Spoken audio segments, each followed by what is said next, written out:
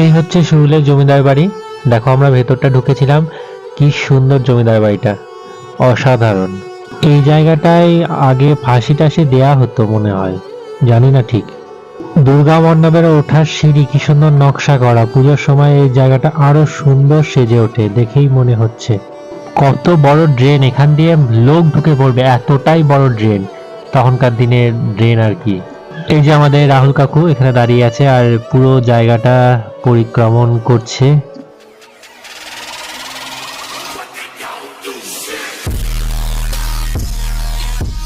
তো ফ্রেন্ড, আজকে আমরা যাচ্ছি সুরুলের জমিদার বাড়ি। মানে ওই দিকটা ডিয়ার পার্কটা এত হেঁটেছি, এবং ডিয়ার পার্ক থেকে পুরো বোলপুর বাস স্ট্যান্ড পর্যন্ত আমরা হেঁটে এসেছি। যারা বোলপুরে থাকো তারা জানো কতটা রাস্তা। তো তারপরে টোটো করে প্রায় 200 টাকা ভাড়া নিয়েছে বোলপুর বাস স্ট্যান্ড থেকে সুরুলের জমিদার বাড়ি আসতে। একদম বেশি রাস্তা না, একটুখানি রাস্তা। আমরা ফেরার সময় হেঁটেই ফিরেছিলাম, মানে এতটাই রাস্তা, 2 কিলোমিটার মতো হবে। তো যাই হোক, তারপরে দেখো অবশেষে অনেক পরিশ্রম করে জমিদার বাড়ির সামনে এসে পৌঁছালাম, এবং খুবই সুন্দর জায়গাটা, রং চং করা খুব সুন্দর। 10 টাকা করে টিকিট ছিল, একদমই কম। সেই তুলনায় ভেতরে আমরা অনেকক্ষণ ছিলাম, অনেক ছবি তুলেছি, অনেক ভিডিও করেছি। তো সেখানে কোনো বাধ্যবাধকতা নেই। আমরা ঢুকলাম, দেখো এটা গেটের সামনেটা।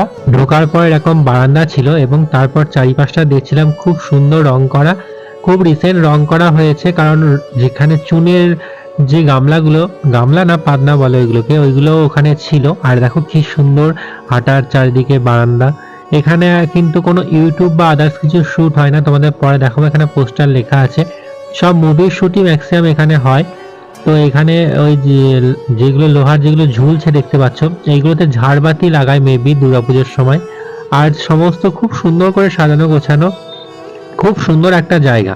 মানে আমরা কতটা রাস্তা হেঁটেছি তোমরা চিন্তা করতে পারবে না। প্রায় ডিয়ার পার্ক থেকে পুরো রাস্তাটা হেঁটে হেঁটে এসেছি, কারণ সব জায়গায় নো এন্ট্রি, কোথাও গাড়ি চলছিল না, আমরা গাড়িও পাচ্ছিলাম না, টোটো পাচ্ছিলাম না, কি অবস্থা। মানে কিলোমিটার আমাদের নিজেদেরও হিসাব নেই যে আমরা হেঁটেছি।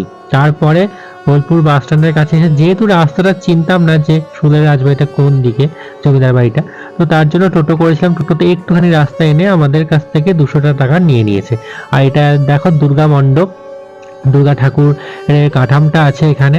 প্রতি বছর এখানে পুজোর সময় খুব সুন্দর সেজে ওঠে। আর দেখতে পাচ্ছ যে সিঁড়িগুলো খুব আলপনা করা ছিল, খুব সুন্দর এই জায়গাগুলো।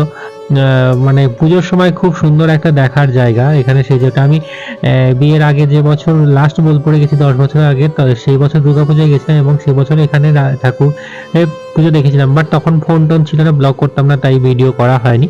তো এখানে কিছু ছবি তুলে নিলাম, খুব সুন্দর একটা প্লেস ছবি তোলার জন্য, সবাই ছবি তুলছিল। খুবই সুন্দর একটা জায়গা, এবং শুধু ঘুরে দেখার আর শেষ হচ্ছে না। প্রচুর ভিডিও করেছি, রিলসে গেলে ইনস্টাগ্রাম আইডি অঙ্কুশ অফিসিয়াল, তাতে যদি তোমরা যাও তাহলে তোমরা গিয়ে দেখতে পাবে, প্রচুর রিলস করা আছে ওখানে সুরুলে জমিদার বাড়ির।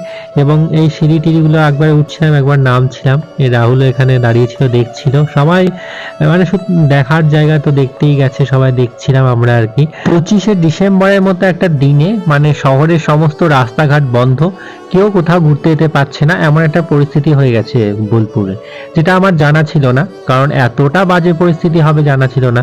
কোথাও টোটো পাচ্ছি না, কোনো রকম ভাবে তো গেলাম। তো ওখানে গিয়ে কিছু ছবি টবি তুললাম, এবং ফিরেছি আমরা পুরোটা হেঁটে।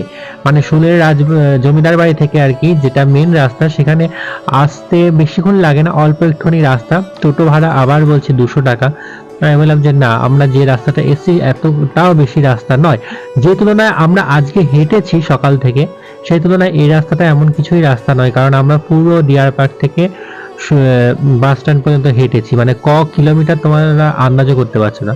তো যাই হোক, তো আমরা এখান থেকে বেরিয়ে যাওয়ার পর দেখো এখানটা পোস্টার দেওয়া আছে যে এখানে কোনো কিছুর ভিডিও করা যাবে না মুভি ছাড়া। তো ওই রাস্তাটা আমরা ওখান থেকে বেরোনোর পর হেঁটে এসেছি, এবং প্রায় 2 কিলোমিটার 2.5 কিলোমিটার, না বাস পেয়েছি না টোটো পেয়েছি।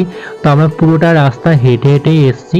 এবং মাঝখানে এখানে দেখো, এটা একটা ফাঁসি টাসি দেওয়া হতো আগেকার দিনে, বা জমিদারদের সেই করের জন্য যে মারা হতো সেই জায়গাটা মেবি। তো এখানে একটা পুরো মন্দির ছিল, আমরা উঠিনি, তো জায়গাটা খুব একটা ঠিকঠাক লাগছিল না, কিন্তু আগেকার দিনের মতো একটা সুন্দর জিনিস ছিল। তো তো আজকে তোমাদের শুলে জমিদার বাড়ির পুরো ভিডিওটাই দেখালাম, কেমন লাগলো বলো। নেক্সটে আরো অনেক পার্ট আসে, মানে আরো অনেক জায়গায় আমরা গেছি, সেগুলো তোমাদের দেখাবো। পলাশমণিতে যাব, পলাশমণি গ্রামটা দেখা হয়নি। তো আজকের মতো টাটা, নেক্সট ব্লগে দেখা হচ্ছে।